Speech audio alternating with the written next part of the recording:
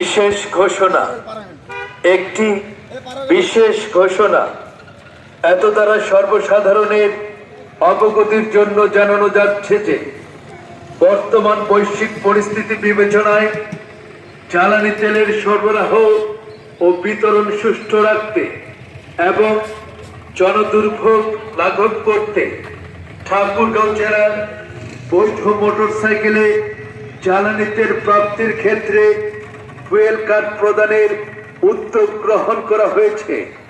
এমত অবস্থায় জেলাধীন সকল মোটরসাইকেল চালকদেরকে নিম্ন বর্ণিত কাগজপত্র তথ্য প্রদর্শন করে নিজ নিজ স্থায়ী ঠিকানাধীন উপজেলা নির্বাহী অফিসারের কার্যালয়, পুলিশ স্টেশন, পৌরসভা হতে ফুয়েল কার্ড সংগ্রহ করতে অনুরোধ করা হলো। 1. মূল জাতীয় পরিচয়পত্র, 2. মোটরসাইকেলের registration card, 3. Driving licence, 4. Mobile নম্বর।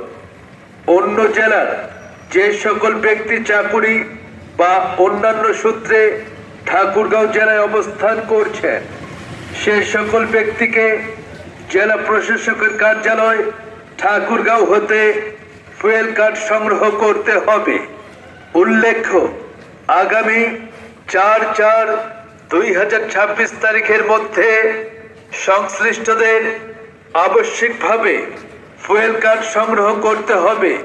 অন্যথায় 5/4/2026 তারিখ থেকে ঠাকুরগাঁও জেলাধীন কোনো পেট্রোল পাম্প হতে মোটরসাইকেলের জন্য জ্বালানি তেল সরবরাহ করা হবে না।